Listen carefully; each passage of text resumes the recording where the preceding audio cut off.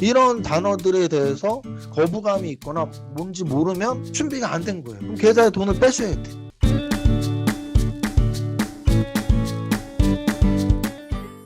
안녕하세요. 이정윤 세무사입니다. 바로 수업 시작할게요. 원래 우리 교재가 슈퍼개미 왕초보 주식 수업이죠.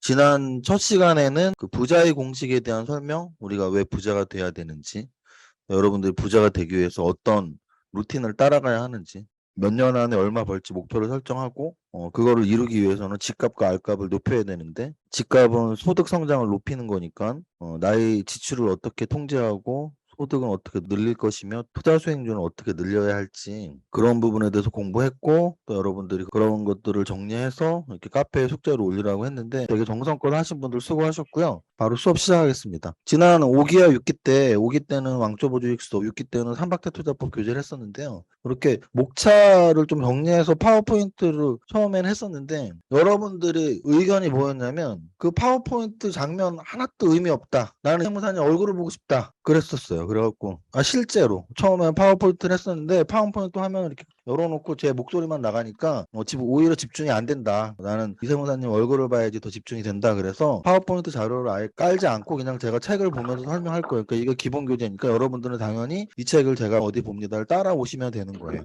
이 슈퍼개미 왕초보 주식수업 책을 쓸 때부터 1부 정보 분석, 2부 가격 분석, 3부 가치 분석으로 딱 책을 썼던 거예요. 이 책 원래 처음에는 주식학 개론 이런 식으로 사실 이름 짓고 싶었거든요. 근데 약간 개론서라고 보시면 돼요. 우리 총 수업이 8번이죠. 8번 중에 지난 부자의 공식이 첫 수업이었고, 오늘이 이제 1부 주식 왕초보가 꼭 알아야 할 기초 지식 요 파트입니다. 그럼 나머지 3, 4, 5, 6, 7, 8이 정보 분석, 가격 분석, 가치 분석의 순이라고 생각하시면 되고요. 이제 목차 보시면 1부 주식 왕초보가 꼭 알아야 할 기초 지식 총 8장으로 되어 있습니다. 왕초보가 알아야 할 기초 지식은 동기부여, 주식 투자 시작하는 법, 모르는 용어, 주식 투자자의 스타일과 방법, 성공 투자의 법칙, 공부법, 성장주 투자나 성장수 산업은 무엇인가로 되어 있어요. 바로 수업 들어갑니다. 21페이지. 왕초보를 위한 동기부여에는 무언가를 하기 위해서 내가 이걸 왜 해야 되는지 동기부여가 안 되면 사실은 이뤄내기 굉장히 힘들거든요. 주식 투자를 하는 동기부여는 제가 지난 첫 번째 시간에 다 말씀드렸죠. 돈 벌려고 하는 거예요. 부자가 되려고 하는 거죠. 21페이지에 동기부여의 첫 번째는 부자가 되기 위해서 하는 건데, 아이러니하죠. 오늘 또는 이번 주 또는 9월달 우린 주식을 지금 하고 있고, 돈을 벌었나 까먹었는데 돈 까먹으려고 주식 투자하나, 뭐 이런 시기예요 지금. 그럴 때 이제 주식 투자의 철학이 되게 중요한데요.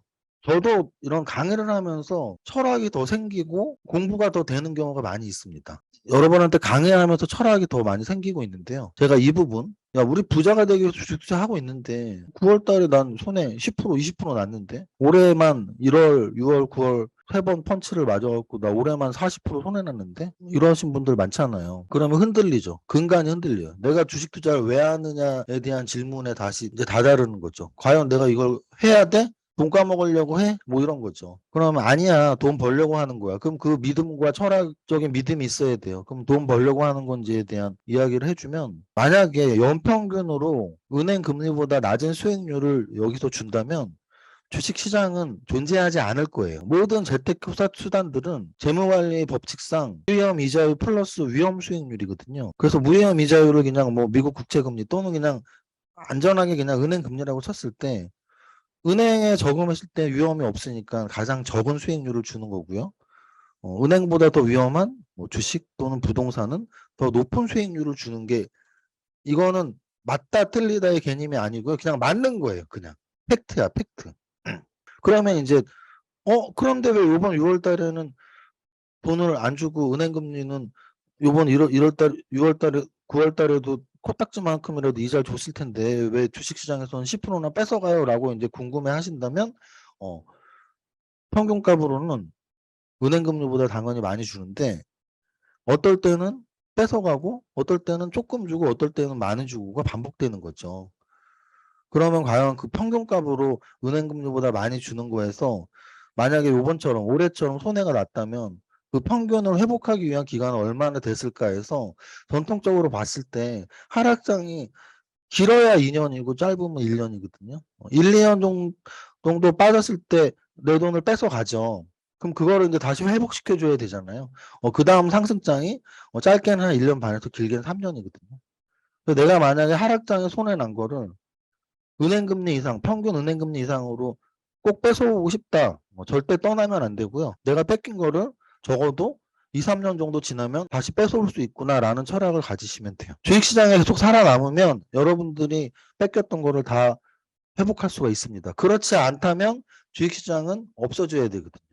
근데 없어지지 않고 작은 투자 수단도 아니고 세계에서 가장 큰 투자 수단이에요. 주식시장은. 그거 아세요, 여러분들? 우리나라만 부동산 투자 비중이 주식 투자보다 높아요. 원래는 주식과 채권이에요. 주식과 채권이고 부동산은 그냥 대체 수단 정도라고 해요. 대체 투자. 채권 투자, 주식 투자, 대체 투자. 대체 투자에는 부동산과 같은 현물들, 부동산이든 주식이든 은행 금리보다는 확실히 더 많이 준다. 평균값으로. 이게 이제 첫 번째 철학이어야 하고요. 두 번째 철학은 또 뭐냐면 은행 금리는 대통령이건 뭐 일반 직장인이건 또는 IQ 150이건 IQ 90이건 은행 금리는 모두에게 똑같이 준다고 보시면 돼요. 물론 뭐 특약 같은 게 있지만 뭐 월급 통장하면 뭐 0.1% 주고 뭐 카드 만들면 0.1% 주지만 근간이 되는 기준 금리는 모두에게 똑같이 적용이 된다는 얘기죠. 그런데 주식 투자 수익률은 그렇지 않다라는 거예요. 그잖아요. 여러분들이 은행에 친구랑 같이 손잡고 저금하러 갔는데 나 친구한테 친구보다 금리 더 받아야 되는데 이런 고민하지 않잖아요. 근데 주식시장에 참여하는 순간 내 친구보다 내 옆집 사람보다 내가 더 수익률이 높아야 되는데 하고서 지금 공부하고 있는 거잖아요. 그게 큰 차이예요. 요약하자면 주식 투자 수익률에 대한 철학을 어떻게 갖고 있으면 되냐면 누적 평균값으로 무조건 은행금리보다 많이 준다. 내가 은행금리보다 손해가 난 시점에서 떠나면 나만 바보다. 분명히 회복시켜주는 기관들이 있다. 그래서 누적으로 평균으로 무조건 은행금리보다 많이 주고요. 그 다음 모두에게 똑같이 주는 것이 아니다. 어떤 사람들에게는 많이 주고 어떤 사람에게는 조금 주고 그 평균값이 은행금리보다 높다라는 거예요. 그래서 이제 우리는 이 철학을 확실히 이해하면 두 가지만 지키면 돼요. 하나는 안 떠나는 거. 두 번째는 남들보다 더 높은 수익률을 받으려고 노력하는 거. 이 두 가지만 지키면 됩니다. 부자가 되기 위해서 주식 투자가 왜 필수인지 아시겠죠? 또 우리가 주식 투자에 대한 동기부여를 할 때 주식 투자의 목적은 쉽게 큰돈 벌기. 쉽게 큰돈 벌기. 무슨 뜻이냐면 여러분들 주식 투자 어렵게 하시는 분들 별로 없잖아요. 여러분들 회사를 다니면 어렵게 다니잖아요. 새벽 6시에 일어나서 1시간 동안 준비하고 1시간 동안 회사 나가서 또 회사에서 막 하라는 일하고 퇴근 6시에 해서 또 집에 막 힘들게 오면 7시, 8시 되고 집에서 자는 시간밖에 없잖아요.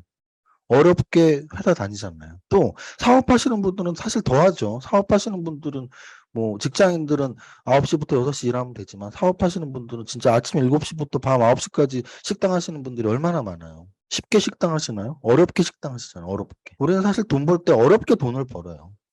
쉽게 버는 돈은 로또 복권밖에 없죠. 근데 여러분들이 주식을 쉽게 벌려고 하죠. 그래서 주식을 복권처럼 한다라는 말을 그래서 얘기가 나오는 거예요. 그냥 아무거나 사놓고 오르기를 기도하는. 근데 어쨌든 여러분들이 주식 투자를 하는 건 쉽게 벌려는 건 맞고 실제 일하는 것보다는 쉬울 것 같아요. 제가 봐도. 왜냐하면 직장인들 같은 경우에 하루에 8시간, 9시간씩 일을 해야 되잖아요. 월화수목금.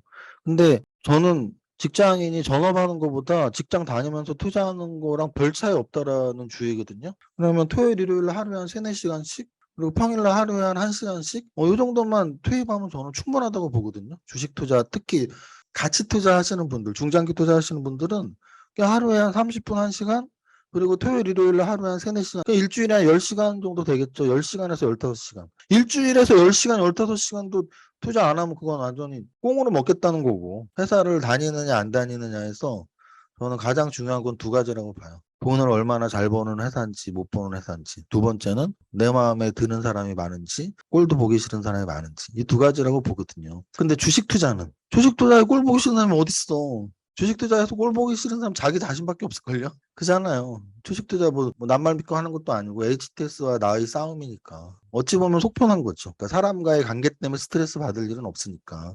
그래서 주식 투자는 쉽게 버는 돈은 맞아요. 그 다음 쉽게 큰 돈 벌기라고 써 있죠. 주식 투자 작은 돈 벌려고 하는 사람 있어요? 여러분들 중에 1억을 하는데 은행금리 뭐 2%로 잡을게요. 200만 원. 나는 1억으로 1년에 200만 원만 벌어야지. 라고 하는 사람은 없을 거 아니야. 없잖아요. 나는 적어도 1억으로 1,000만 원 벌어야지, 2,000만 원 벌어야지, 3,000만 원 벌어야지 하는 마음으로 하지 않나요? 은행 금리의 10배 벌려고 하는 거잖아요, 다. 당연히 주식 투자는 쉽게 큰돈 벌기죠. 그리고 여러분들의 노력 여하에 따라서 쉽게 큰돈 버는 게 가능하다는 얘기예요. 세 번째 동기부여. 성공한 투자자에게는 세 가지 자유가 주어진다. 일단 첫 번째 자유는 경제적 자유예요. 근데 경제적 자유는 주식 투자로 성공하지 않아도 경제적 자유는 생길 수 있잖아요. 사업해서 성공해도 경제적 자유는 있잖아요. 그 부자의 자유가 경제적 자유니까 주식 투자로 성공하면 부자가 될 테니까 일단 경제적 자유가 생기고요. 두 번째 공간적 자유는 누려본 사람만이 알 수 있습니다. 저는 누려봤어요. 저는 이제 가족이 캐나다에서 오래 살았다라는 건 뭐 우리 백조님들이 웬만하면 알 수 있을 텐데요. 저는 보통 기러기 아빠들이 짧게 갔다 오거나 뭐 이런 분들이 많은데 저는 한 달씩 갔다 왔어요. 여름방학엔 특히. 그 캐나다나 미국은 이게 9월 학기제라 갖고 여름방학이 길어요. 여름방학은 거의 2달 이상, 겨울방학은 뭐 2주 이렇게 짧거든요. 그래서 겨울방학에 안 갈 때도 많고 가면 저도 그냥 거기 맞춰갖고 1, 2주를 갔다 왔고 여름방학에는 한 달 이상 이렇게 갔다 왔어요. 그러면 야, 너 세무법인도 하고 주식도 했었잖아. 어떻게 갈 수 있었니? 일단 세무법인으로는 제가 우리 근무세무사들이랑 여직원들을 많이 써서 저는 세무법인에서 돈을 거의 안 가져갔기 때문에 제가 하는 일은 없었거든요. 그냥 얼굴 마담이었죠. 그래갖고 제가 자리를 비웠어도 큰 상관은 없었고요. 주식 투자는 노트북 3개 갖고 갔어요. 노트북 3개 갖고 가면 지금 제 앞에 모니터가 4개 있거든요. 노트북 3개 갖고 가면 얼추 비슷하게 환경으로 할 수 있거든요. 공간적 자유는 무조건 있죠. 왜? 아까 말씀드렸지만 사람 안 만나도 되니까. 내가 거래처 사람을 만나거나 직원과 꼭 소통을 해야 되는 일을 하시는 분들은 공간적 자유가 있을 수 없어요. 그런데 주식 투자자는 아까 말씀드렸지만 사람과의 관계도 없고 꼭 만나야 될 사람이 없기 때문에 노트북만 있으면 세계 어디에서든 주식 투자를 할 수 있습니다. 자랑하는 거예요, 자랑. 여러분들도 이런 동기부여를 구체적으로 가지라고요. 내가 주식으로 성공하면 한 달, 2달 동안 세계 여행하면서 밤에 잠깐 호텔에서 주식하면서 놀러 다닐 수 있구나. 주식 투자자가 가장 행복할 때는 실컷 놀고 왔는데 내 주식이 올라갈 때죠. 하루 종일 놀았는데 주식이면 올라가네? 뭐 이럴 때가 기분 제일 좋죠. 자, 세 번째 자유는 아까 이미 말씀드렸습니다. 인간관계의 자유. 저는 이게 진짜 좋은 거라고 봐요. 제가 이렇게 강하게 말하긴 그렇지만. 사실 저도 회사를 하면서 스트레스를 받죠. 그러니까 뭐 우리 회사 꼭 직원들 때문이 아니라 고객들 때문일 수도 있죠, 당연히. 고객 또는 직원, 뭐 아니면 관련 회사들, 저희도 이렇게 관련 거래처들이 있으니까 어떤 업무 협조를 원했는데 잘 안 될 때, 또는 어떤 뭐 진상 고객이 있을 때, 이럴 땐 당연히 스트레스를 받죠. 그게 바로 다 사람 때문에 오는 그런 염증들이잖아요. 근데 주식 투자는 정말 그렇지 않아요. 저는 그런 거 일절 없어요. 주식으로 제가 어떤 누군가를 꼭 만나야 되고 이런 거는 단 한 명도 없습니다. 원래 독고다이로 주식을 했고요. 제가 제도권 출시도 아니고 하기 때문에 저는 그냥 HTS 하나로 평생 주식한 사람이에요. 마지막 동기부여 하나는 100세 시대 주식 투자는 선택이 아닌 필수. 이건 아까 이미 말씀드린 거예요. 금리가 너무 낮아졌기 때문이에요. 그러니까 요 주식 투자가 선택이 아닌 필수인 이유가 100세 시대에 하나 더 붙인다면 저금리 시대. 물론 요즘 금리가 올라간다고는 하지만 그래도 기조적으로는 저금리 시대예요. 금리는 계속 평균적으로 낮아지고 있는 상황이거든요. 그러면은 결국은 100세 시대와 저금리 시대의 결합은 주식 투자를 해라. 왜? 100세 시대가 의미하는 건 뭐예요? 우리는 오래 살잖아요. 그럼 우리 정년이 한 80세까지인가요? 아니죠. 평균 연령이 70일 때도 55, 60이 정년이었고요. 100세 시대가 돼도 55, 60이 정년이에요. 그럼 우리는 뭐예요? 근로소득이 없는 굉장히 긴 시간을 살아야 되는 거죠. 그럼 근로소득이 없는, 사업소득과 근로소득이 없는 굉장히 긴 시간을 뭐 먹고 살 거냐? 자산소득으로 대체해야죠. 그게 주식 투자를 우리가 꼭 해야 하는 이유예요. 또 저금리 시대이기 때문이에요. 은행의 금리가 너무 낮아요. 물가를 못 잡는다고요. 물가를 은행 금리가 잡아야 돼요. 이게 굉장히 상식적인 거예요, 여러분. 요즘 미국의 금리 인상을 하는 이유가 뭐예요? 물가 상승률보다 금리가 낮기 때문이에요. 그러면 돈이 휴지가 되거든요. 그럼 결국은 우리는 우리의 주머니에 있는 돈을 보존하기 위해서는 어떻게 해야 돼요? 금리보다도 더 높은 수익률을 추구할 수밖에 없죠. 그게 바로 부동산과 주식이라고요. 두 번째, 2장 주식 투자를 제대로 시작하는 법. 주식 투자 시작하는 사람들에게 알려주고 싶은 것. 공부를 먼저 할래? 계좌를 먼저 만들래? 뭐 이런 내용들이에요. 공부를 먼저 하는 게 좋을까요? 계좌를 먼저 만드는 게 좋을까요? 이거는 장단점이 있는데요. 저의 경우를 말씀드릴게요. 그러니까 저는 강의를 좀 쉽게 하는 이유가 이 주식 쪽으로는 다른 쪽 강의는 잘 못해요. 세무 강의를 못한 이유는 세무 쪽 경험과 지식이 세무사 평균보다 낮기 때문이에요. 근데 주식 강의를 잘한 이유는 주식 쪽 지식과 경험이 평균보다 월등히 높기 때문이에요. 그러면은 제가 경험이 그만큼 많다는 얘기인데요. 이 공부 먼저 할까에 대한 경험은 당연히 있죠. 왜냐하면 저는 공부를 먼저 한 케이스거든요. 저는 중학교, 고등학교 때부터 주식 투자자가 꿈이었어요. 그러니까 부자가 꿈이었고, 어떻게 하면 부자가 될까라는 생각을 진짜 많이 했었고, 그런 많은 생각 중에서 결론을 냈던 건 주식으로 승부를 보고 싶다라는 게 거의 한 고등학교 때부터였던 것 같아요. 그래서 대학 가서도 뭐 경제학, 재무관리 이런 수업을 굉장히 재미있게, 가장 재미있게, 그러니까 돈과 관련된 학문이잖아요. 재무관리, 경제학, 회계학, 이런 공부를 굉장히 재미있게 했던 기억이 나요. 그리고 실제 서점에서도 주식 관련 책들을 사고 대학교 한 3학년, 4학년 때부터 주식 관련 책들을 샀던 것 같아요. 저는 공부를 먼저 한 사람이에요. 계좌를 만들기 전에. 그러니까 얼마나 준비된 투자자였겠냐. 그래서 제가 준비가 돼 있는 상태에서 계좌에 받는 월급들을 계속 넣으면서 성공을 할 수 있었고요. 또 하나 준비가 되어 있었기 때문에 IMF 직후에 큰 상승장 다음에 하락장을 대비할 수 있었던 공부가 된 상태였기 때문에. 그래서 이 방송을 듣는 분들 중에 아마 이런 후회 되게 많이 하실 거예요.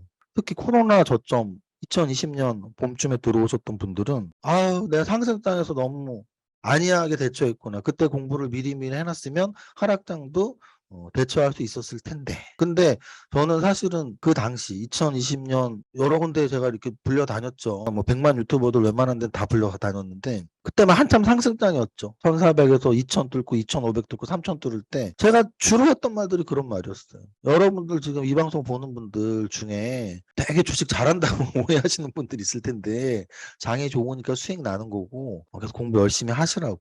언제든지 장은 안 좋아질 수 있고 준비한 분들만 살아남는 거라는 말을 굉장히 많이 했거든요. 아마 근데 그때 귀에 들어왔던 분들은 별로 없겠죠. 왜냐? 차트 볼 줄도 모르는. 제가 강세장에서 그 당시 처음 주식할 때 강세장에서 악세장을 준비할 수 있었던 건 과거 차트를 계속 봤기 때문에 차트만 볼 줄 알면 상승장이 영원하지 않다라는 걸 바로 알 수 있거든요. 아씨 1, 2년 오르다가 언젠가 하락장으로 꺾이는구나. 또 하락장 오다가 1, 2년 있다가 또 상승장으로 반전하는구나. 이거는 과거 차트만 하루만 봐도 알 수 있어. 재무제표만 볼 줄 알아도 절대 상장 폐지 종목을 살 수가 없어요. 재무제표도 못 보고 차트도 못 보니까 상승장의 영원하리라고 오해할 수도 있고 또는 내가 사는 건 확실하다고 오해할 수도 있죠. 내가 사는 종목이 확실한 종목은 없습니다. 제일 확실한 종목이 뭐예요? 삼성전자죠? 삼성전자 산 분들의 공통적인 논리가 뭔지 아세요? 우리나라에서 제일 좋은 종목, 절대 안 망할 종목. 그래서 우리나라에서 제일 좋고 절대 안 망할 종목이 95,000원에서 53,000원이 된 거예요. 망했나요? 안 망했죠. 얼마나 비논리적이에요. 안 망하는 회사를 산다는 것 자체가 공부가 하나도 안 됐다라고 자기 입으로 말하는 거거든요. 주식은 안 망하는 종목을 사는 게 아니에요. 올라가는 종목을 찾아서 사야 되거든요. 어쨌든 공부를 먼저 할까 계좌를 먼저 만들까 해서 저는 공부를 먼저 하는 걸 추천해 드려요. 그런데 예외도 있습니다. 저처럼 이악 물고 부자의 꿈을 안고 공부를 하는 사람도 있지만 닥쳐야 공부하는 사람도 있죠. 계좌 안 만들면 죽어도 공부 안 합니다. 그럼 그런 분들은 계좌부터 만드는 게 맞죠. 왜? 하루라도 빨리 시작하면 돼요. 그 대신 계좌에 돈 많이 넣지 마세요. 정말 아무것도 모르면 100만 원만 내요. 그러니까 계좌의 돈은 나의 지식과 경험하고 비례하면 된다고 생각하시면 돼요. 내 지식과 경험이 진짜 하발이다. 완전히 하단계야. 내가 예를 들어 지금 10억 주식 투자로 10억을 할 수 있어. 근데 나는 경험과 지식이 하단계야. 그럼 한 500, 5천만 원만 넣으세요. 왜 뭐 10억 있는데 100만 원 하면 정말 재미없을 거 아니야. 그럼 한 5천만 원 하세요. 좀 공부가 되고 이제 한 2, 3년 지났어? 그럼 10억 중에 한 3억 하세요. 그리고 이제 정말 꽉 찼어. 한 5년 됐구나. 꽉 찼어 이제. 그럼 10억 다 하세요. 이렇게 내 실력과 경험하고 비례가 돼야 돼. 계좌 투입 금액이. 그런데 보통 그렇지 않죠. 지수는 똑같은데 내가 들어갔던 계좌 만들었던 때랑 오늘이랑 지수는 똑같은데 대부분이 손실 난 이유가 딱 그거예요. 최초 원금보다 돈 벌었을 때 돈을 추가 투입을 했다라는 거. 돈 벌었을 때 추가 투입하는 게 아니고 뭐라 그랬죠? 내 실력이 높아졌을 때. 어느 증권사의 계좌를 만들까? 어느 증권사의 계좌를 만드는 게 좋냐면 아주 간단합니다. 계좌 수수료가 낮은 데 거 만드세요. 왜? 수수료도 돈이잖아. 계좌 수수료가 낮은 데 걸 만드시고요. 또 하나는 좀 여러 증권사 HTS를 열어보고 여러분들한테 맞는 걸 찾아보세요. 대다수가 맞을 건 아마 키움일 거예요. 키움. 왜냐하면은 저는 늘 말씀드리지만 책도 베스트셀러 위주로 읽고요. 영화도 천만 영화 위주로 봅니다. 넷플릭스는 무조건 순위 위주로 봐요. 남들이 보는 거 위주로 본다는 얘기예요. 주식 투자자는 마땅히 그래야만 해요. 예를 들어 예술가라면 자기만의 색깔이 있을수록 좋죠. 주식 투자자는 남들이 하는 거, 남들이 보는 거, 남들이 아는 거는 다 아는 게 좋다라고 생각하시면 됩니다. 여러 명이 가장 많이 쓰는 증권사가 뭐예요? 키움증권이잖아. 그럼 키움증권 쓰면 되죠. 근데 키움증권보다 더 싼 증권사가 있네? 그럼 어떻게 하면 돼요? 키움증권하고 수수료 싼데 두 개를 만들어서 키움증권에서 HTS 정보 다 보고 주문은 그 값싼 수수료 주문을 넣으면 되잖아요. 이런 걸 강요하는 게 웃기죠. 그래서 이런 거 책에 안 넣고 싶은데 또 이렇게 쉬운 거 넣으면 또 좋아해. 친절하시네 막 이러면서. 그래서 넣은 거예요. 그 다음 폰으로 할 것인가 PC로 할 것인가 이게 책에 들어갈 내용이냐고. 근데 초보자분들은 또 궁금해. 이게 근데 의외로 이 질문 많이 해. 의외로. 진짜 의외로 진짜 많이 받아봤어요. 어떤 사람한테 받는 줄 알아요? 폰으로만 보는 사람한테 받아요. 맹세하는데 PC로 보는 사람은 PC와 폰의 차이를 너무 잘 알기 때문에 절대 물어보지 않아. 근데 꼭 이렇게 물어봐요. 세무사님, 저는 폰으로만 주식을 하는데요. 꼭 HTS PC로 깔아야 되나요? 라고 물어보는 사람들은 깔아봐 직접. 뭘 물어보고 있어. 아니 그것도 귀찮아하면 어떡해. 깔아보라고. 뭐가 다른지. 그러면 이렇게 말하면 돼요. 영화관에서 영화 보는 거랑 폰으로 영화 보는 게 어느 게 재밌어요? 라고 물어보면 돼요. 폰이 재밌어요? 그럼 폰 보세요. 계속 폰으로 보세요. 무슨 차이냐면 화면 크기 차이는 당연한 거고요. 화면의 크기 차이가 있고 용량의 차이가 있다는 얘기는 뭐예요? 메뉴의 차이가 있다는 얘기예요. 메뉴의 차이. 메뉴의 차이가 있으니까 당연히 여러 가지 메뉴가 있는 HTS를 깔아야지. 당연한 거 아니에요. 당연한 거. 이거 MTS보다 HTS가 좋은 건 당연한 거예요. 이 당연한 거를 자기가 여태까지 깔아본 적도 없고 귀찮다는 이유로 세무사님 HTS랑 MTS는 꼭 달라요? HTS 해야 돼요? 그런 자세로 뭘 하냐고. 무조건 PC가 좋아요. 첫 거래 어떻게 시작할 것인가. 첫 거래 진짜 친절하게 썼다. 이제 첫 거래라는 얘기는 사실은 내 종목 선정이잖아요. 종목 선정. 제가 예전에 한번 꽤 나이 차이 나는 후배랑 밥을 한번 먹었었는데 한 10살 차이 나는 형 이제 저 주식해요 그래.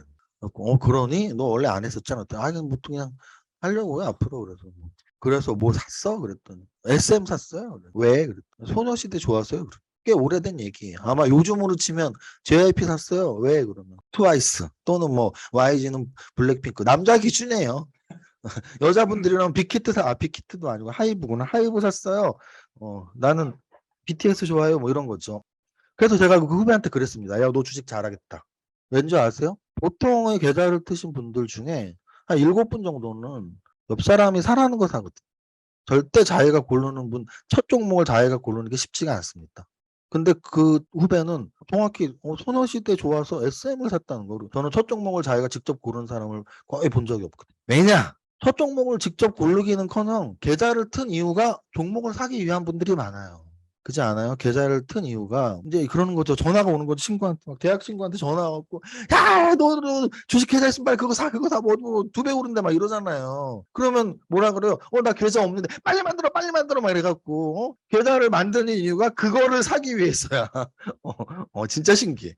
그걸 왜 사야 되는지는 당연히 모르겠죠. 주식 계좌를 만든 적이 없다는 얘기는 주식이 뭔지도 모르는데 어쨌든 그거를 사기 위해서 계좌를 만들어. 우리나라 투자자의 80%가 그렇습니다. 그러니까 안 되는 거죠. 첫 거래 시작이 되게 중요한데 종목 선정에 신중을 기하라는 뜻이에요. 3살 버릇 8까지 간다 그러잖아요. 종목 선정이 주식 투자의 어떻게 보면 정말 80% 이상이기 때문에 어떤 루틴으로 종목을 선정하고 어떻게 매수를 하고 이런 거를 하나하나 밟아 나갈 필요가 있어요. 3장 모르는 용어가 나와도 두려워하지 말라.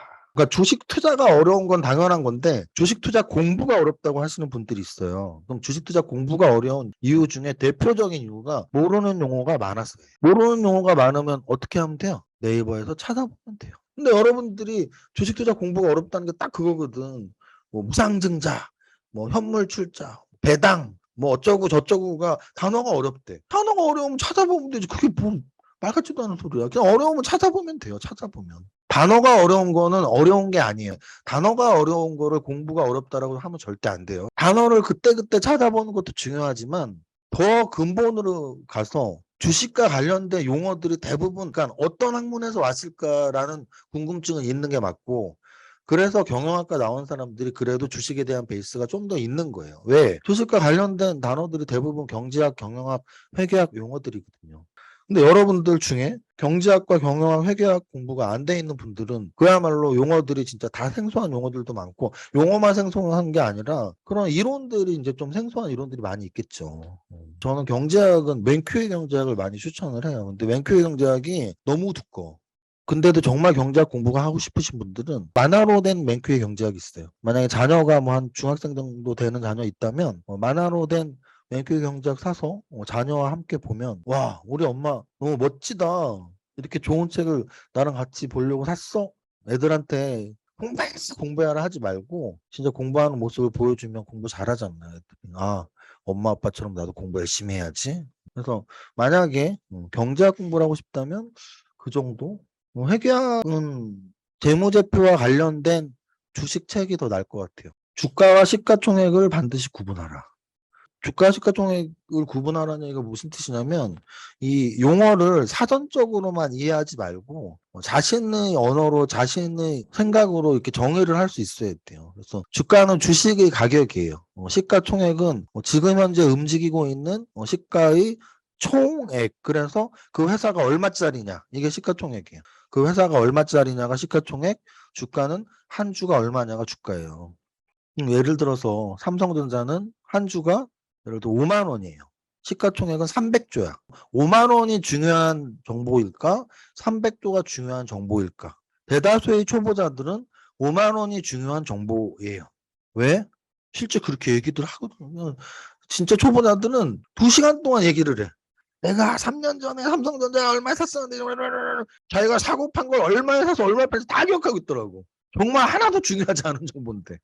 왜냐하면 주가는 비교 대상이 안 된단 말이에요. A 종목이 10,000원이고 B 종목이 20,000원이고는 하나도 중요하지 않은 정보야. A 종목과 B 종목을 비교할 수가 없거든요. 주가로는 비교할 수 없어요. 그래서 초보자들이 하는 실수 중에 제일 큰 실수가 그런 거잖아요. 야, 이 주식은 진짜 싸. 1,000원짜리야. 이 주식은 진짜 비싸네. 100만 원짜리야. 근데 1,000원짜리가 주식수가 1억 주일 수도 있고 100만 원짜리가 주식수가 10,000 주일 수도 있잖아요. 시가총액으로 봐야 된다. 왜? 시가총액은 주식수 곱하기 주가니까. 시가총액으로 보면 A 주식회사는 1,000억짜리야. B 주식회사는 1조짜리야. 와, 1조짜리 이 회사는 1,000억짜리보다 10배 좋은 회사네. 10배 비싼 회사네. 왜 10배가 비싸지 하고 비교를 할 수 있어요. 근데 주가로는 비교가 안 된다고요. 그럼 삼성전자가 5만 원, 우리나라 최고의 기업이 5만 원밖에 안 되는데 10만 원, 20만 원짜리 회사보다 후진 회사네, 삼성전자는. 그잖아요. 그래서 주가가 큰 의미가 없다. 비교 대상이 될 수 없고 액면 분할이나 뭐 이런 여러 가지 이유로 주식수가 바뀔 수가 있기 때문에 시가총액이 비교 대상이에요. A는 1조짜리, B는 10조짜리, C는 100조짜리. 이렇게 여러분들이 어떤 단어를 알 때 개념을 알아야 돼요. 개념, 사전적 의미보다는. 이익 관련 용어는 확실히 알아야 한다. 왜냐하면 기업의 존재 이유가 이익 추구고, 기업은 무조건 이익 추구예요. 우리 투자자들은 어떤 회사를 사야 돼요? 이익을 잘 내고 있는 회사, 앞으로 이익을 잘 낼 회사를 사는 거예요. 그 이익이 얼마나 중요해. 근데 이익이 매출 총이익도 있고 영업이익도 있고 단기순이익도 있대. 그런 정도는 구분할 수 있어야 되지 않나요? 그래서 이 회사의 존재 이유가 이익이고, 또 투자자들도 이익을 많이 내는 회사를 사는 건 당연한 거니까 어찌 보면 이익 개념을 좀 명확히 알아야 되고요. 증자 쪽, 무상증자, 유상증자, 또는 감자 쪽, 유상감자, 무상감자, 또는 분할합병 쪽, 분할에서도 인적 분할, 물적 분할, 지금 제가 말한 용어들, 이런 단어들에 대해서 거부감이 있거나 뭔지 모르면 준비가 안 된 거예요. 그럼 계좌에 돈을 빼셔야 돼. 단어는 기본적으로는 웬만한 건 다 알아야 되고, 그 알아야 되는 거는 크게 일단 기본적으로 네이버에서 검색을 해라, 모르는 거. 그리고 그 용어들은 대부분 회계학, 재무관리 또는 경제학의 용어들이다 정도까지 이해하시면 될 것 같아요. 하장, 주식 투자자의 스타일과 주식 투자 방법은 각양각색. 주생아, 주린이, 중수, 고수, 슈퍼개미 중에 난 어디쯤? 이렇게 제목이 있네요. 여러분의 위치를 알고 주식 투자를 하는 뜻이에요. 주생아, 주린이, 중수, 고수, 슈퍼개미를 어디 등급을 내주는 게 아니죠. 우리나라 국민들이 내가 이건 중간에 상하지. 그러니까 딱 2가지가 있어요. 고수도박 운전입니다. 운전하면 늘 옆차 욕하죠. 내가 잘못했네 하면서 운전하는 사람 한 명도 없어. 저 새끼 저 운전을 저 따위로 하냐 뭐 이러면서 맨날 옆차 욕하잖아. 옆차. 왜? 나는 운전을 잘하니까. 또 고수업 치면 옆 사람 욕하죠. 야 너는 거기서 똥을 내냐 이 바보야. 니 때문에 내가 맞잖아 하면서 엄청 혼내면서 막하지. 왜? 나는 고수업을 잘 치니까. 왜 여러분들이 운전하고 고수업을 잘한다고 생각할까요? 레벨 테스트가 없기 때문이야. 여러분들 중에 나는 바둑 진짜 잘 둬 라고 하는 사람은 아마 몇 단인 분들이겠죠. 나는 골프 진짜 잘 쳐. 골프 싱글인 분들이겠죠. 제가 무슨 말씀 드리는 거냐면 웬만한 것들은 스코어가 있다고. 근데 주식 잘하니는 약간 극명하게 엇갈려. 어떻게 엇갈리는 줄 알아요? 주식 잘하니에서 점수가 없어 보이는 것 같아도 이 사실은 있어. 뭐가 있어요? 계좌 수익률이 있지. 그래서 주식은 보통의 평범한 90%의 사람들은 자신의 계좌 수익률로 자신의 실력을 가늠해요. 그래서 내가 계좌 수익률이 풀었으면 주식 별로 안 어렵던데 이렇게 말해. 그리고 자기가 손해가 나고 있는 사람이면 주식은 해도 어려워 뭔지 모르겠어 라고 말을 해요. 과연 계좌 수익률이 그 사람의 등급을 좌우할까요? 평균값으로 누적 기간으로 봐서 좌우할 수 있어도 짧게 봐서는 좌우하진 않죠. 장세의 영향을 받으니까. 그래서 저는 실제 진짜 주식 그 레벨은 뭐 테스트가 없으니까 계좌 수익률 한 5개년치 평균 플러스 그 사람의 지식과 경험, 저는 이렇게 봐요. 왜 5년을 잡냐면 하락장 상승장이 포함되어 있으니까. 근데 아직 1년도 안 됐어? 일단 기간에서 먹고 들어가. 1년도 안 했으면 고수일 수가 없어요. 왜? 상승과 하락 둘 중에 하나만 봤으니까. 다 봐야 되거든. 여러분들이 위치 알겠죠? 이런 자기 자신의 위치를 알아야지 내가 어떤 투자를 앞으로 할 것인가가 답이 나오거든요. 단기 매매를 할 건지 장기 투자를 할 건지에 대한 판단을 하셔야 돼요. 단기 매매, 장기 투자는 그냥 붙어있는 말이다. 이걸 거꾸로 단기 투자를 하면 안 된다. 또 장기 매매를 하면 경찰이 잡혀간다. 이걸 기억하시면 돼요. 매매를 하면 무조건 단기, 투자를 하면 무조건 장기로 해야 돼요. 이게 왜 중요하냐면 종목 선정이 달라지기 때문이에요. 매매 종목은 제가 유튜브 할 때 늘 말하잖아요. 거래 대금이 많은 종목에서 상승률이 높은 업종을 찾아서 매매 종목을 선정하는 거예요. 반대로 투자 종목은 한 박자가 맞는 재무제표 딱 봤는데 매출액도 늘어나고 영업이익률도 좋고 부채 비율도 낮고 이런 거 베이스로 요 정도 재무제표면 얘는 마음 편하게 갖고 있을 수 있겠네. 종목 자체가 다르기 때문에 제가 말하는 거예요. 매매 종목과 투자 종목은 다르다. 그다음 주식 투자, ETF 투자 이것도 마찬가지예요. 저는 그냥 팩트만 말을 할게요. 선택은 어차피 각자 하는 거니까. 미국 주식과 한국 주식 자기가 알아서 하면 돼요. ETF 투자도 마찬가지예요. 저는. ETF 투자는 뭐냐면 평균값 투자라고 생각하시면 돼요. 만약에 지수 ETF라면 종목의 평균값이 지수잖아요. 그러니까 나는 종목을 잘 모르겠어. 그럼 지수 ETF 사는 거잖아. 근데 지수 ETF를 산다는 얘기는 올라가는 거에 걸 건지 내려가는 거에 걸 건지예요. 지수 ETF 올라가는 것과 내려가는 것에 걸려면 공부 좀 해갖고 선물 옵션 하는 게 100배나 100배. 자기가 지수 ETF로 자신 있게 돈 벌 수 있다? 선물 옵션 하면 벌써 100억 부잖아. 1년 해도 되는데. 풋 옵션은 한 달에도 10배씩 나는데. 요번 9월 달에 풋 옵션 15배씩 나는데. 1억이 15억 된다고요. 한 달에. 미쳤다고 ETF를 해? 그러니까 이게 다 안 해봐서 하는 거거든. 그러니까 한마디로 저런 거예요. 종목을 그냥 잘 못 맞추니까 그냥 지수 ETF나 하자. 홀짝 같은 거 홀짝. 그런 마음을 하는 분들이 많다고. 어차피 종목 못 고르니까 그냥 뭐 상방향으로 걸지 하방향으로 걸지만 하면 된다며 하고 ETF 하는 분들이 대다수야. ETF는 평균값이다. 이 평균값인 말은 지수 ETF랑 똑같이 업종 ETF가 있죠? 업종 ETF도 평균값이지. 전기차 ETF는 뭐예요? 내가 LG에너지 솔루션을 사야 되는지 삼성 SDI를 사야 되는지 에코프로뱅을 사야 되는지 잘 모르겠어? 그럼 전기차 ETF 사는 거야. 너무 당연한 얘기죠. 내가 평균값으로 갈 건지 초과 수익을 추구할 건지의 이야기야. 그래서 제가 ETF를 좋아하지 않는 거예요. 왜? 올해는 주식 투자를 왜 하는데? 초과 수익률을 얻기 위해서 하는 거 아니에요? 안 그러면 은행에 돈 넣지. 은행 수익률 이상의 수익률을 추구하기 위한 거죠. 5장 성공 투자 절대 법칙을 기억하라. 5장은 절대 법칙이에요. 절대 법칙은 꼭 이걸 지켜야 된다는 얘기거든요. 뭘 지켜야 되는지 볼까요? 집중 투자를 하든지 분산 투자를 하든지 맞는 걸로 하세요가 아니고 무조건 분산 투자를 해야 된다고. 한 종목만 갖고 있는 분들이 논리가 뭔지 아세요? 수익률이 좋다요. 수익률이 좋다. 여러 개 갖고 있더니 종목이 올라가고 내려가고 퉁쳐져요. 근데 하나 지난번에 셀트리온 하나 샀더니 3배가 났어요. 아직도 셀트리온 갖고 있네. 아니요. 또 다른 것도 또 몰빵했어요. 뭐 이런 분들이 꽤 있어요. 속으로는 딱 그 생각. 언젠가 망하겠구나. 분산 투자를 하는 이유가 수익률 때문인가? 아닌데. 위험을 낮추게 한 건데. 그러면 한 종목 샀다는 얘기는 뭐예요? 위험이 이빠이란 얘기잖아. 망하고 싶어요? 망하고 싶으면 한 종목 사셔도 돼요. 무슨 뜻이냐면 수익률이 2배씩 나면 뭐 할 건데. 1억으로 2억, 4억, 8억, 16억 빵원 이렇게 될 거 아니야. 그렇게 된다니까? 저도 몰빵 투자를 해봤기 때문에 알아요. 처음 주식할 때 몰빵을 했어요.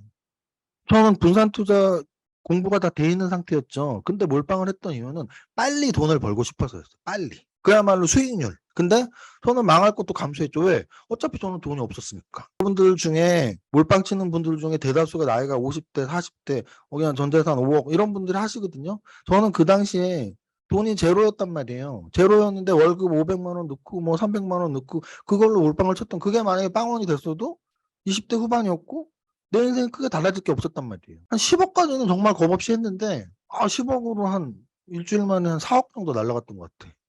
한 6억 되더라고요. 그래서 그때 딱 느꼈죠. 빵원이 될 수 있지. 그래. 그러면 앞으로는 분산 투자를 해야겠구나. 그래서 그때부터 한 종목 안 샀던 것 같아요. 공부는 두 가지가 있어요. 2천 종목을 전체적으로 하느냐, 한 종목만 파고 들어가냐. 저는 한 종목만 파고 들어가는 공부는 안 파고 들어가는 게 낫다는 생각하는 사람이야. 왜? 한 종목을 파고 들어갈수록 다 좋아 보이거든.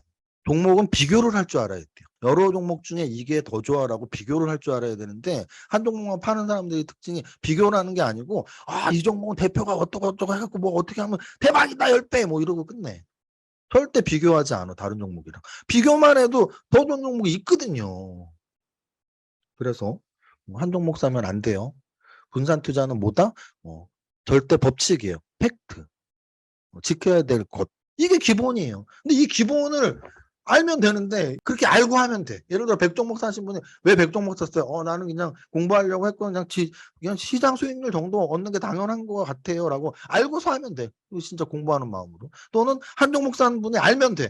나 언제 망할 수도 있지만 나는 나이도 젊고 뭐 그냥 한 5천만 원으로 5억 만들고 싶었어요. 라고 하면 돼. 알고 하면. 모르고 하는 게 문제죠. 100종목을 사면서 나는 수익 많이 내고 싶은데 라는 생각을 한다거나 한 종목을 하면서 나는 절대 망하지 않아. 이건 확실하니까 라고 생각하는 사람들은 반성을 해야 된다는 뜻입니다. 또 절대 법칙 탑다운으로 시장을 분석하라. 원래 바텀업하고 탑다운은 취사 선택의 영역일 수도 있어요. 과거까지는. 근데 저는 주식 20년 하면서 점점 확신은 들어요. 탑다운은 법칙이다. 장점이 너무 많으니까. 탑다운의 장점이 너무 많아. 바텀업으로는 현대 주식시장에서 살아남을 수가 없습니다. 왜? 업종이 중요해졌어. 업종이 매우 중요해졌어요. 요즘은. 이 글로벌 경제가 함께 움직이는 속도가 굉장히 빨라졌습니다. 탑다운이 뭐예요? 시장 전체를 파악하고 업종을 파악하고 탑픽 종목을 고르는 게 탑다운이잖아요. 근데 글로벌 시장 전체가 같은 재료로 너무나 연동성 있게 같이 빨리빨리 움직이는 시기가 점점 심화되고 있고 또 그렇다 보니까 세계적으로 특정 업종들이 같이 움직이는 시기가 됐단 말이에요. 그래서 탑다운으로 하느냐 시장을 안 보고 업종도 안 보고 종목만 보느냐는 너무나 큰 투자 수익률이 차이가 있어. 그래서 저는 탑다운이 진리라고 보고 있습니다. 이건 약간 다른 의견의 여지가 있어. 그다음 타이밍보다 종목 선정이 훨씬 중요하다. 타이밍보다 종목 선정이 너무 훨씬 중요해요. 너무나. 그래서 만약에 타이밍보다 종목 선정이 중요한 거를 공감 못 하시는 분이라면 100% 종목 선정을 정말 대강하고 있는 겁니다. 종목 선정을 얼마나 대강하면 종목 선정이 안 어렵다 그러지? 뭐 이런 거예요. 왜 여러분들이 타이밍이 더 어렵다고 생각하냐면 그 타이밍은 초 단위로 바로 성과가 나오기 때문이야. 특히나 여러분들을 후회하게 만들죠. 여러분들이 팔면 올라가고 사면 떨어진다라고 착각하게 만들죠. 근데 그거 역시 착각이에요. 왜? 10종목을 팔면 10종목 중에 5개는 올라가고 5개는 떨어져요. 10종목을 사면 10종목 중에 5개는 올라가고 5개는 떨어져요. 그런데 원래 인간은 후회의 동물이기 때문에 계속 아쉬운 거야. 그 다음 매수 타이밍이 어려워 이런 말 하세요. 난 언제 살지 모르겠어. 이거는 정말 최악이야 최악. 계좌에 돈 다 빼. 나는 매수 타이밍이 어렵다라고 한 번이라도 생각한 사람 있으면 계좌에 돈 다 빼. 왜? 생각해보세요. 매수 타이밍이 어려운 건 상식적으로 말이 안 돼. 종목 선정을 할 때 지금의 주가가 고려 대상 아닌가요? 고려 대상이잖아요. 지금 A 종목이 10,000원이야. 그럼 가치 투자 입장에서 야 이건 좀 저평가됐네. 왜 10,000원이지? 15,000원 돼야 되는데 또는 매매 입장에서 차트 보면서 야 이거 10,000원 이거 중요한 짓인데 이거 10,000원에 사면 되겠다. 어쨌든 지금의 주가는 가치 투자건 매매건 내 종목 선정의 영역에 아주 중요한 부분이거든요. 그럼 내가 그 종목을 사려고 마음 먹었어? 10,000원에 사면 되잖아. 말이 안 돼요. 종목 선정을 어떻게 자기가 안 했으면 매수 타이밍이 어렵냐고. 매수 타이밍은 그냥 종목 선정 즉시 사면 되거든. 그 다음 매도 타이밍을 못 잡아. 이거는 말이 돼. 특히 매수 종목 타이밍과 매수 종목은 어려운 게 말이 안 되고 종목 선정 직접 했으니까. 매도 타이밍은 인간의 심리가 개입이 되거든. 예를 들어 이런 거예요. 종목 선정에는 내 심리가 개입될 여지가 없어. 종목 선정이 더 중요하지만 만약에 매도 타이밍이 어렵다고 느낀다면 그거는 내 심리 컨트롤이 안 되는 사람일 확률이 높아요. 그러니까 무슨 말이냐면 제가 아유 종목 선정 진짜 안 했으니까 타이밍이 어렵다고 하죠라고 했는데 만약에 이 방송 들으시는 분 중에 아닌데 나는 종목 선정 직접 하는데 그리고 열심히 했는데 근데도 난 매도 타이밍이 어려운데라고 생각한다면 그분들에게 제가 이제 설득을 또 시킬게요. 그런 생각을 하시는 분들이 있다면 매도 타이밍이 어려운 이유는 내가 심리 컨트롤을 못하기 때문이에요. 내 보유 종목 잔액은 계속 바뀌잖아. 내일 되면 그게 또 얼마로 떨어져 있을 수도 있고 올라가 있을 수도 있고 매일매일 실시간으로 금액이 바뀌어버리니까 내 심리가 이겨내지를 못하는 거죠. 그러니까 이거는 어렵다기보단 약간 멘탈이 약하다라고 인정하시면 돼요. 그러면 그런 분들은 그 멘탈을 이겨내는 방법들을 연구해야 돼요. 그러면 멘탈을 이겨내는 방법은 뭐가 있을까요? 매도 타이밍을 못 잡는 분들이 대부분은 아예 매도를 못하는 분들이거든요. 무슨 말이냐면 올라도 못 팔고 떨어져도 못 팔아요. 대부분. 퍼센트법을 쓰면 돼요. 퍼센트 터치했을 때 팔면 돼. 가장 초보적인 부분이에요. 퍼센트법을 쓰면 되고 그 다음으로 쓸 수 있는 방법은 매수의 이유가 사라졌을 때 팔면 돼요. 매수의 이유가 사라졌을 때 팔면 돼. 그 다음 6장 성공 투자를 위한 똑똑한 공부법. 첫 번째 주식 관련 스테디셀러는 꼭 보자. 우리 첫 번째 책이었던 앙드레 코스톨라니의 책 또는 오늘 지정해준 3주차 4주차 독후감인 필립 피셔의 위대한 기업에 투자하라 이런 거는 제가 말한 주식 관련 스테디셀러예요. 왜 스테디셀러를 꼭 봐야 될까요? 우린 경쟁하잖아. 내가 남들보다 하나라도 많이 경험하고 알아야지 성공한다니까. 그 다음 증권사 리포트는 약인가 독인가? 정답은 약이에요. 약. 증권사 리포트를 독이라고 생각하시는 분들이 있어요. 만약에 증권사 리포트 종목은 팔아먹으려고 하는 거야. 거기 나오는 건 떨어져라고 말하는 사람이 있다면 그분은 자신 있게 야, 나는 우리나라의 모든 증권사 모든 리포트에 종목 추천한 거를 몇 월 며칠부터 3개월 동안 추적했어라고 말할 수 있어야 돼. 그 다음 검색어에 다트 시스템이 있다니. 한국말로 전자공시 시스템, 영어로 다트 사이트. 여기를 만약에 한 번도 안 들어가 보신 분이 있다면 계좌 돈 다 빼지 말고 한 반 빼세요. 이래저래 빼다 보면 다 뺄 것 같은데? 아니 내가 그동안 종목을 얼마나 사고 팔고 했겠어. 내 종목을 다트 사이트에서 한 번은 봤어야지. 한 번은. 제가 그런 말씀 많이 드리는데 양손에 한 손에 HTS 한 손에 다트 사이트가 있으면 무조건 평균값 이상합니다. 평균값만 해도 은행금리보다 높고요. 평균값 이상하면 은행금리보다 공 하나 더 붙대요. 그 다음 7장 성장주에 투자하라. 성장주에 투자하라는 저희 주식 투자 가치가 아니에요. 그러니까 성장주를 좋아하시는 분이 있고 뭐 가치주를 좋아하실 수 있겠죠. 정배열을 좋아하시는 분이 있고 역배열을 좋아하시는 분이 있겠죠. 저는 정배열 성장주를 좋아하는 사람이에요. 그걸 나타낸 거고요. 보통주와 우선주의 가장 큰 차이는 무엇일까? 뭐예요? 보통주는 의결권이 있고요. 우선주는 이익 배당을 우선해서 받고 그 차이만 아시면 돼요. 고배당주는 좋고 저배당주는 나쁘다? 반은 맞고 반은 틀렸어요. 제가 첫날 그 말씀 드렸죠. 가장 확실한 은퇴 이후의 행복한 노후를 보장받는 준비를 하신 분은 세 가지를 갖고 있어야 된다고. 고배당 주식과 임대 수익률이 나오는 수익형 부동산과 연금 소득이 나오는 연금을 가입을 해놓은 상태여야지 완벽한 행복한 노후를 보장받는 건데요. 그런 분들한테는 당연히 고배당주가 좋겠죠. 왜? 배당 투자를 한 거니까. 배당 투자를 하신 분한테는 당연히 고배당주가 좋은데요. 역으로 나는 배당이 목적이 아니야. 그러면 주식을 꼭 배당 목적으로만 사야 되나요? 아닌데. 시세 차익 목적으로 사는 사람이 더 많은데. 그 다음 대형주와 중소형주 어디에 투자할까? 이거 역시 여러분들이 스타일에 맞춰서 하시면 돼요. 그러니까 결국은 여러분들의 스타일은 제일 중요한 건 위험에 대한 태도라고 저는 봐요. 근데 그거를 알아야 돼. 저는 고위험을 감수하면서 높은 수익을 픽스를 시키고 위험을 낮추는 노력을 하는 사람이거든요. 그걸 저는 알아요. 왜냐하면 하나도 없는 상태에서 출발했기 때문에 빨리 부자가 되고 싶었거든요. 근데 여러분들은 나는 안 위험한 게 좋은데 그럼 ETF를 더 좋아하셔야 되고 더 우량한 종목을 좋아하셔야 되고 단기 매매보다는 중장기 투자를 더 좋아하셔야 되고 이러는 거예요. 이런 거. 위험하면서 높은 수익률을 좋아해? 중소형주를 하셔야지 당연히. 안전빵 좋아해? 그러면은 대형주 해야지 당연히. 자신의 투자 스타일을 정확히 이해하셔라. 해보면 된다. 해보면. 성장주를 찾아내는 여러 가지 방법.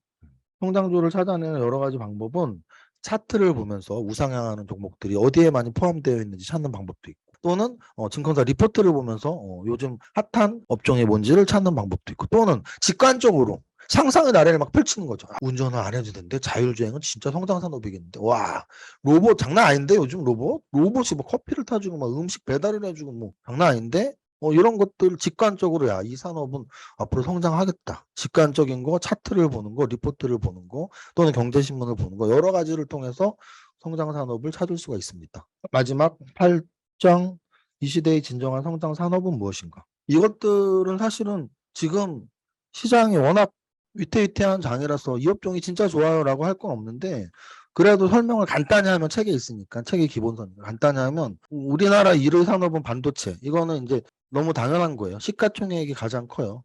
삼성전자, SK하이닉스 그리고 그에 따른 1차 벤더, 2차 벤더 제조업체들 반도체 전공정, 후공정 다 해서 굉장히 많은 기업들이 있죠. 그래서 우리나라는 반도체 디램 가격이랄지 아니면 필라델피아 반도체 지수에 좀 많이 영향을 받습니다. 그래서 우리나라 제1위 산업은 반도체고 그럼 반도체가 성장 산업이니? 성장 산업이죠. 어느 쪽이? 비메모리가. 메모리는 성장보다는 사실 성숙에 가까워졌어요, 지금. 그래서 삼성전자도 그걸 아니까 메모리 분야에서 탈피라기보단 더욱더 한 단계 앞서서 이제 비메모리 쪽까지도 진출을 하고 있는 거고요. 그래서 비메모리 반도체는 확실히 성장 산업이다. 주력 산업은 자동차. 자동차는 연료의 미래하는 2차 전지가 있고 그리고 주행의 미래하는 자율주행 있죠. 전기차 2차 전지는 이미 성장하고 있는데 중요한 건 2차 전지에 대해서 성장이 끝났나? 이런 질문하는 분도 있어요. 끝났나? 저의 대답은 끝나지 않았다가 대답이에요.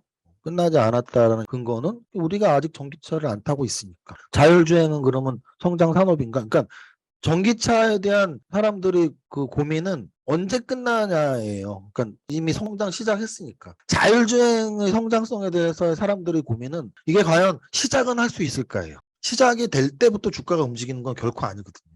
시작되기 전부터 원래 움직이는 거기 때문에 저는 자율주행은 이미 시작됐다고 보고 있고요. 뭐 매출의 직결은 전혀 안 되고 있으니까 앞으로 성장할 시간은 굉장히 많이 남아 있는 거죠.